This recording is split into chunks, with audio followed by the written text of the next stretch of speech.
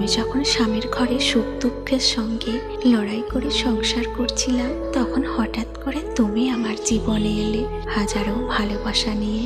তুমি আমার সঙ্গে এমনভাবে ব্যবহার করতে, এমনভাবে কথা বলতে, এমনভাবে আমাকে ভালোবাসা মায়া দেখাতে যে আমার মনে হতো পৃথিবীতে সর্বশ্রেষ্ঠ আপন মনে হয় তুমি। তোমার সঙ্গে আমার জীবন কাটলে আমি কত না সুখে থাকবো।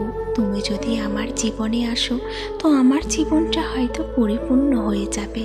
করে জানবো বলো যে বিবাহিত মেয়েদেরকে ক্ষণিকের জন্য সবাই ভালোবাসতে আসে, চিরজীবনের মতো নয়। আজ যখন আমি স্বামীর সংসার ছেড়ে তোমার সঙ্গে সংসার করতে চাইলাম, তখন তুমি নানান অজুহাত দেখিয়ে এড়িয়ে যাচ্ছ আর আমাকে বুঝিয়ে দিচ্ছ যে বিবাহিত মেয়েদেরকে ভালোবাসা যায় কিন্তু সংসার করা যায় না। স্বামীর ঘরে যখন সংসার করছিলাম তখন তুমি স্বামী হওয়ার জন্য কত না কথা, কত না স্বপ্ন দেখালে। আর আজ যখন আমি আমার স্বামীকে ছেড়ে দিলাম তখন তুমি আমাকে শুধু ভোগ করার জন্য কথা বলো।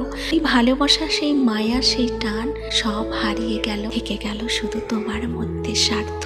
তুমি আমার সঙ্গে এখন কথা বলো স্বার্থ নিয়ে, আর তখন কথা বলতে ভালোবাসা নিয়ে।